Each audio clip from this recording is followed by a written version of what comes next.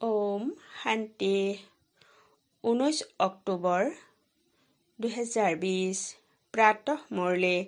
আজি বাবাৰ মহাবাক্য। মৰমৰ সন্তানসকল, তোমালোক এতিয়া বহুত সাধাৰণ হৈ থাকিব লাগে। চৌখিন দামী কাপোৰ পিন্ধিলেও দেহ অভিমান আহে। আজিৰ প্ৰশ্ন, ভাগ্যত উচ্চ পদ নাথাকিলে তেতিয়া কোনটো কথাত সন্তানসকলে এলাহ কৰে? উত্তৰ, বাবাই কয়, সন্তানসকল, নিজক শুধৰাবৰ কাৰণে খতিয়ান ৰাখা। স্মৃতিৰ খতিয়ান ৰাখিলে বহুত লাভ হয়। টোকা বহী যাতে সদায় হাতত থাকে। পৰীক্ষা কৰা, কিমান সময় পিতাক স্মৰণ কৰিলো, মোৰ খতিয়ান কেনেকুৱা? চৰিত্ৰ দৈৱী হয়নে? কৰ্ম কৰোঁতেও বাবাৰ স্মৃতি থাকেনে? স্মৃতিৰ দ্বাৰাহে মামৰ আঁতৰিব, ভাগ্য উচ্চ হ'ব। গীত ভোলানাথতকৈ অনন্য। ওম শান্তি।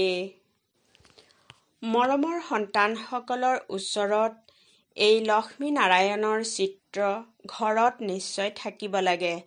এওঁলোক অৰ্থাৎ লক্ষ্মীনাৰায়ণক দেখি বহুত আনন্দিত হ'ব লাগে, কিয়নো তোমালোকৰ এয়া হৈছে পঢ়াৰ লক্ষ্য উদ্দেশ্য।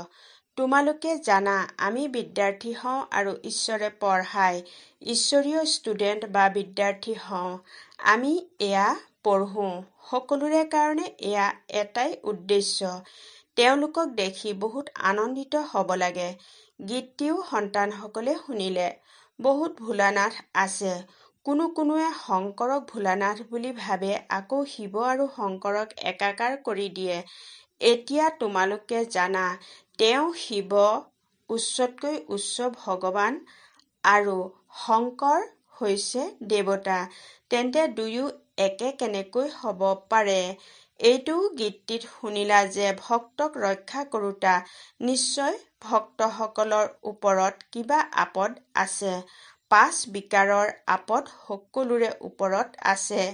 ভক্তও সকলোৱে হয়। জ্ঞানী বুলিও কাকোৱেই ক'ব নোৱাৰি। জ্ঞান আৰু ভক্তি একেবাৰে বেলেগ বস্তু। যেনেকৈ শিৱ আৰু শংকৰ বেলেগ হয়। যেতিয়া জ্ঞান পোৱা যায় তেতিয়া আকৌ ভক্তি নাথাকে। তোমালোক সুখধামৰ মালিক হোৱা, আধাকল্পৰ কাৰণে সদ্গতি পাই যোৱা।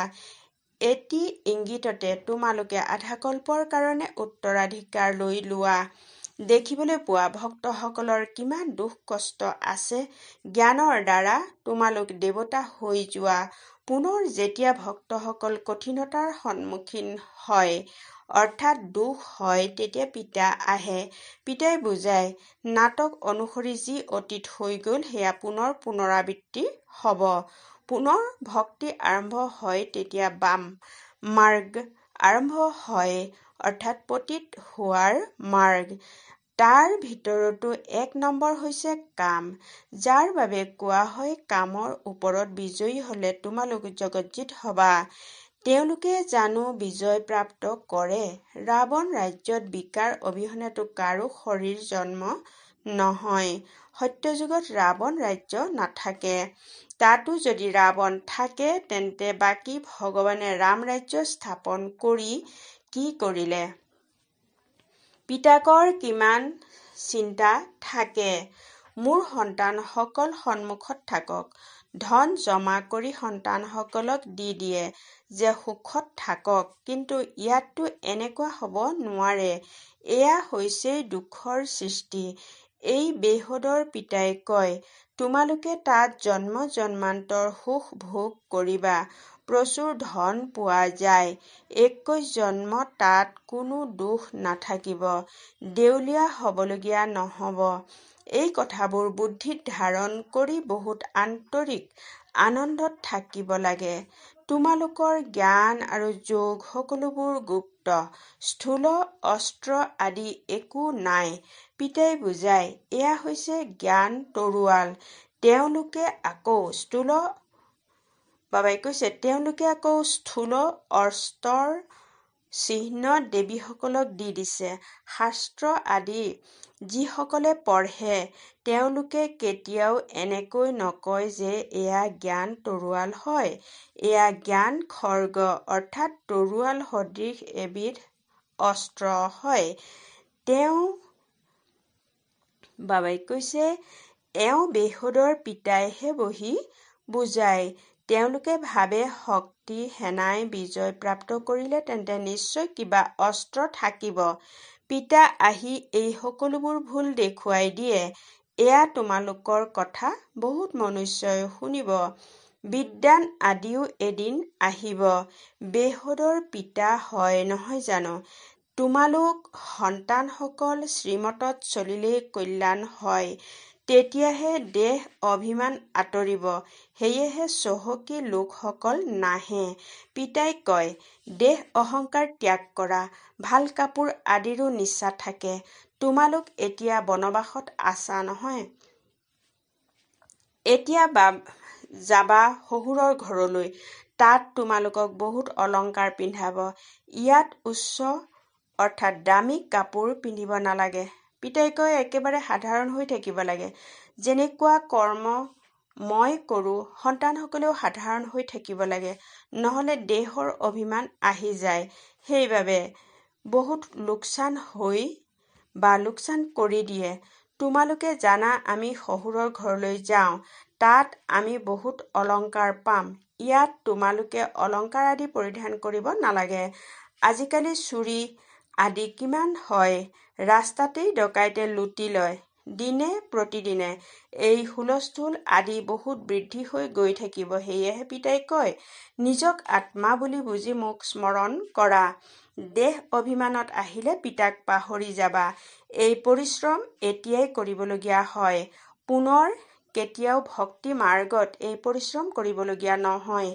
এতিয়া তোমালোক সংগমত আছা। তোমালোকে জানা পিতা আহি পুৰুষোত্তম সংগম যুগত বাবাই কয় যুদ্ধও নিশ্চয় হ'ব। আণৱিক বোমা আদি বহুত বনাই থাকে। যিমানেই মগজ নখটুৱাওক যে এয়া বন্ধ হৈ যাওক, কিন্তু এনেকুৱা হ'ব নোৱাৰে। নাটকত নিৰ্ধাৰিত হৈ আছে।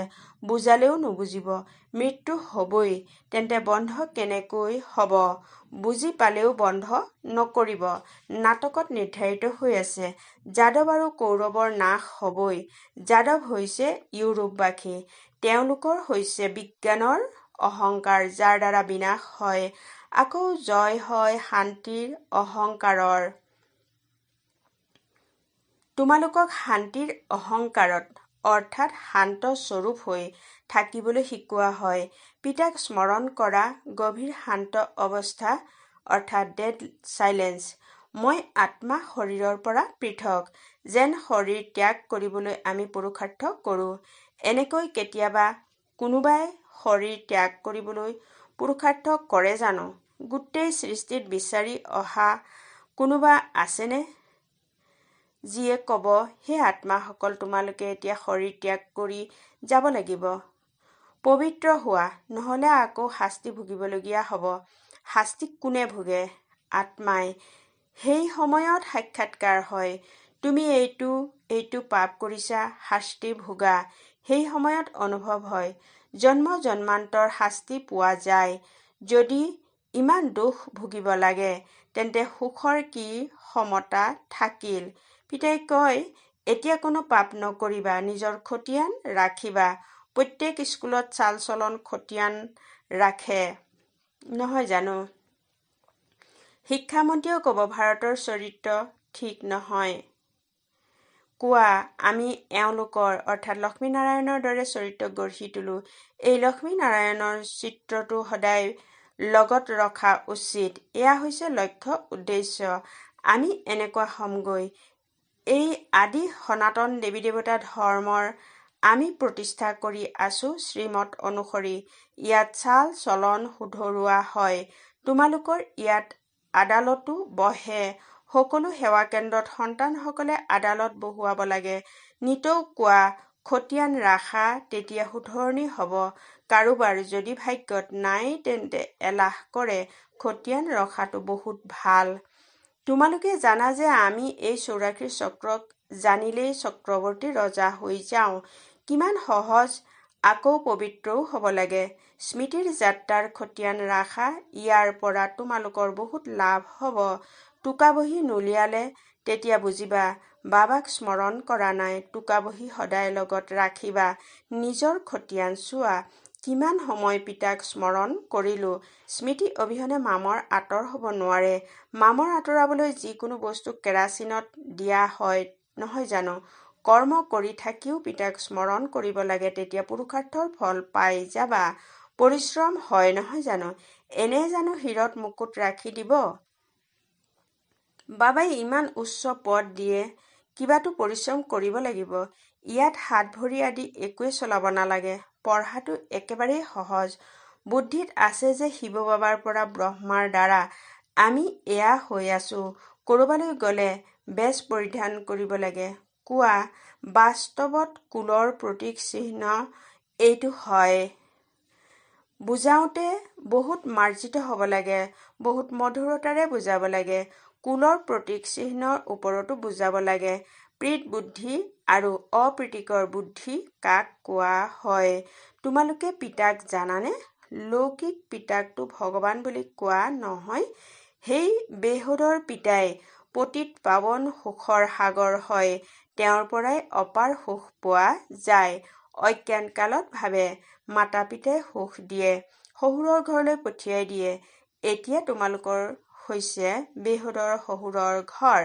সেয়া হৈছে সদৰ। সেই পিতা মাতাই অতি বেছি ৫-৭ লাখ কোটি হ'ব বা কোটি দিব। তোমালোকৰতো পিতাই নাম ৰাখিছে পদমা পদমপতি হওঁতা সন্তান। তাততো পইচাৰ কথাই নাই। সকলোবোৰ প্ৰাপ্ত হৈ যায়। বহুত ভাল ভাল মহল থাকে। জন্ম জন্মান্তৰৰ বাবে তোমালোকে মহল পোৱা। সুদামাৰ দৃষ্টান্ত আছে নহয় জানো? চাউল মুঠি বুলি শুনিছা, গতিকে ইয়াত সেয়াও লৈ আহে। এতিয়া চাউল শুকালে খাব জানো? সেয়েহে তাৰ লগত কিবা মছলা আদিও লৈ আহে। কিমান প্ৰেমেৰে লৈ আহে। বাবাইতো আমাক জন্ম জন্মান্তৰৰ কাৰণে দিব, সেইকাৰণে কোৱা হয় দাতা। ভক্তি মাৰ্গত তোমালোকে ঈশ্বৰৰ অৰ্থে দিয়া, তেতিয়া অল্পকালৰ কাৰণে পৰৱৰ্তী জন্মত পাই যায়। কোনোবাই গৰীবক দিয়ে, কলেজ প্ৰতিষ্ঠা কৰে, তেতিয়া পৰৱৰ্তী জন্মত পঢ়াৰ দান পায়। ধৰ্মশালা নিৰ্মাণ কৰিলে ভৱন পায়, কিয়নো ধৰ্মশালাত বহুতে আহি সুখ পায়। এয়াতো জন্ম জন্মান্তৰৰ কথা। তোমালোকে জানা শিৱ বাবাক যি দিয়া হয় সেই সকলোবোৰ আমাৰেই কামত খটুৱাই। শিৱ বাবাইতো নিজৰ লগত নাৰাখে। এওঁকো অৰ্থাৎ ব্ৰহ্মাকো ক'লে সকলোবোৰ দি দিয়া, তেতিয়া বিশ্বৰ মালিক হৈ যাবা। বিনাশৰ সাক্ষাৎকাৰো কৰালে, ৰাজত্বৰ সাক্ষাৎকাৰো কৰালে, বছ নিচা বাঢ়ি গ'ল। বাবাই মোক বিশ্বৰ মালিক কৰি তোলে। গীতাতো আছে নহয়, অৰ্জুনক সাক্ষাৎকাৰ কৰালে, মোক স্মৰণ কৰা, তেতিয়া তুমি এয়া হৈ যাবা। বিনাশ আৰু স্থাপনাৰ সাক্ষাৎকাৰ কৰালে। গতিকে এওঁৰো আৰম্ভণিতে আনন্দৰ সীমা বাঢ়ি গৈছিল। নাটকত এয়া ভূমিকা আছিল। ভাগীৰথকো জানো কোনোবাই জানে? সেয়েহে তোমালোক সন্তানসকলে এই লক্ষ্য উদ্দেশ্য বুদ্ধিত ৰাখিব লাগে। মই এয়া হ'মগৈ। যিমানে পুৰুষাৰ্থ কৰিবা সিমানে উচ্চ পদ পাবা। গায়ন কৰা হয়, পিতাক অনুসৰণ কৰা। এই সময়ৰে কথা। বেহুদৰ পিতাই কয়, মই যি ৰায় দিওঁ সেয়া অনুসৰণ কৰা। এওঁ কি কৰিলে সেয়াও কয়। তেওঁক সদাগৰ, ৰত্নাকৰ, যাদুকৰ বুলি কয় নহয় জানো? বাবাই হঠাতে সকলোবোৰ এৰি দিলে। প্ৰথমতে সেই ৰত্ন বেপাৰী আছিল, এতিয়া অবিনাশী জ্ঞান ৰত্নৰ বেপাৰী হ'ল। নৰকক স্বৰ্গ কৰি তোলোতা কিমান ডাঙৰ যাদু হয়। আকৌ সদাগৰো হয়। সন্তানসকলৰ সৈতে কিমান ভাল চুক্তি কৰে। তুচ্ছ চাউল মুঠি লৈ মহল দি দিলে, কিমান ভাল উপাৰ্জন কৰাওঁতা হয়। ৰত্নৰ বেপাৰটো এনেকুৱা হয়, কোনোবা আমেৰিকাৰ গ্ৰাহক আহিলে তেতিয়া 100 টকা বস্তু 500,000ৰো লৈ লয়। তেওঁলোকৰ পৰাতো বহুত পইচা লৈ লয়।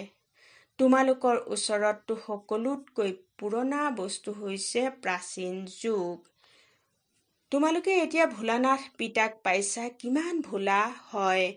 তোমালোকক কি কৰি তোলে? তুচ্ছ বস্তুৰ সলনি তোমালোকক 21 জন্মৰ বাবে কি কৰি তোলে? মনুষ্যই একোৱে গম নাপাব। কেতিয়াবা কব ভোলানাথে এয়া দিলে, কেতিয়াবা কব অম্বাই দিলে, গুৰুৱে দিলে। ইয়াততো হৈছে পঢ়াৰ কথা। তোমালোক ঈশ্বৰীয় পাঠশালাত বহি আছা। ঈশ্বৰীয় পাঠশালা বুলি কোৱা হব গীতাক। গীতাত আছে ভগৱানুবাচ। কিন্তু এইটো কোনেও নাজানে যে ভগৱান কাক কোৱা হয়। যিকোনো লোককে সোধা, পৰমপিতা পৰমাত্মাক জানানে? পিতা হৈছে বাগিচাৰ গৰাকী। তোমালোকক কাঁইটৰ পৰা ফুল কৰি আছে। তেওঁক আল্লাৰ বাগিচা বুলি কোৱা হয়। ইউৰোপৰ লোকসকলেও কয় পেৰাডাইজ। যথাযথ ভাৰত পাকিস্তান আছিল, এতিয়া কবৰস্থান। এতিয়া পুনৰ তোমালোক পৰিস্থানৰ মালিক হোৱা। পিতা আহি শুই থকাসকলক জগায়। এইটোও তোমালোকে পুৰুষাৰ্থ ক্ৰম অনুসৰি জানা। যি নিজে জাগি উঠে তেওঁ আনকো জগায়। যদি নজগায় তাৰমানে নিজেই জাগি উঠা নাই। গতিকে পিতাই বুজায়। এই গীত আদিও নাটকত নিৰ্ধাৰিত হৈ আছে। কিছুমান গীত বহুত ভাল। যেতিয়া তোমালোক দুখী হৈ যোৱা তেতিয়া এই গীত বজালে আনন্দিত হৈ যাবা। নিশাৰ পথিক ভাগৰি নাযাবা। এইটোও ভাল হয়। এতিয়া ৰাতি পুৰা হব। মনুষ্যই ভাবে যিমান ভক্তি কৰিম সিমান সোনকালে ভগৱানক পাম। হনুমান আদিৰ সাক্ষাৎকাৰ হলে ভাবে ভগৱানক পালো। পিতাই কয় এই সাক্ষাৎকাৰ আদি সকলো নাটকত নিৰ্ধাৰিত হৈ আছে। যি ভাৱনা ৰাখে তাৰ সাক্ষাৎকাৰ হৈ যায়, বাকী এনেকুৱা কোনো হৈ নাযায়। পিতাই কৈছে এই বেজটো সদায় লগাই ৰাখিব লাগে। ভিন্ন ভিন্ন প্ৰকাৰৰ তৈয়াৰ কৰি থকা হয়। এয়া বুজাবৰ কাৰণে বহুত ভাল। তোমালোক আত্মিক হেনা হোৱা নহয় জানো? হেনাৰ সদায় প্ৰতীক চিহ্ন লগোৱা থাকে। তোমালোক সন্তানসকলৰো এইটো থাকিলে নিশ্চয় থাকিব। আমি এয়া হৈ আছো। আমি বিদ্যাৰ্থী হওঁ। বাবাই আমাক মনুষ্যৰ পৰা দেৱতা কৰি গঢ়ি আছে। মনুষ্যই দেৱতাসকলৰ পূজা কৰে। দেৱতাসকলেতো দেৱতাৰ পূজা নকৰিব। ইয়াত মনুষ্যই দেৱতাসকলৰ পূজা কৰে, কিয়নো তেওঁলোক শ্ৰেষ্ঠ হয়। ভাল বাৰু। অতি মৰমৰ কল্পৰ পাছত পুনৰাই লগ পোৱা সন্তানসকলৰ প্ৰতি মাতা পিতা বাপ-দাদাৰ স্নেহপূৰ্ণ স্মৰণ আৰু সুপ্ৰভাত। আত্মিক পিতাৰ আত্মিক সন্তানসকলক নমস্কাৰ। ধাৰণাৰ বাবে মুখ্য সাৰ নম্বৰ 1। বুদ্ধিত সদায় নিজৰ লক্ষ্য উদ্দেশ্যৰ স্মৃতি ৰাখিব লাগে। লক্ষ্মীনাৰায়ণৰ চিত্ৰ সদায় লগত ৰাখিব লাগে। এইটো আনন্দত থাকা যে আমি এনেকুৱা হবৰ কাৰণে পঢ়ি আছো। এতিয়া আমি ঈশ্বৰীয় বিদ্যাৰ্থী হওঁ। নম্বৰ 2। নিজৰ পুৰণা তুচ্ছ চাউলমুঠি দি মহল ল'ব লাগে। পিতা ব্ৰহ্মাক অনুসৰণ কৰি অবিনাশী জ্ঞান ৰত্নৰ বেপাৰী হ'ব লাগে। আজিৰ বৰদান। অশৰীৰী বোধৰ ইনজেকশ্যনৰ দ্বাৰা মনক নিয়ন্ত্ৰণ কৰোঁতা একাগ্ৰচিত হোৱা। বহলাই এনেদৰে কোৱা হৈছে, যেনেকৈ আজিকালি কোনোবা যদি নিয়ন্ত্ৰণত নাহে বহুত অশান্তিৰ সৃষ্টি কৰে, জঁপিয়াই থাকে বা পগলা হৈ যায়, তেন্তে তেওঁ এনেকুৱা ইনজেকশ্যন দিয়ে যাৰ দ্বাৰা তেওঁ শান্ত হৈ যায়। এনেদৰে যদি সংকল্প শক্তি তোমালোকৰ নিয়ন্ত্ৰণত নাহে তেন্তে অশৰীৰী বোধৰ ইনজেকশ্যন লগাই দিয়া। তেতিয়া সংকল্প শক্তি ব্যৰ্থত জঁপিয়াই নুঠিব, সহজে একাগ্ৰচিত হৈ যাব। কিন্তু যদি বুদ্ধিৰ লেকাম পিতাক দি পুনৰ লৈ লোৱা তেন্তে মনে ব্যৰ্থৰ পৰিশ্ৰমত আনি দিয়ে। এতিয়া ব্যৰ্থৰ পৰিশ্ৰমৰ পৰা মুক্ত হৈ যোৱা। শ্লোগান: নিজৰ পূৰ্বস্বৰূপক স্মৃতিত ৰাখি সকলো আত্মাৰ ওপৰত দয়া কৰা। ঔম শান্তি।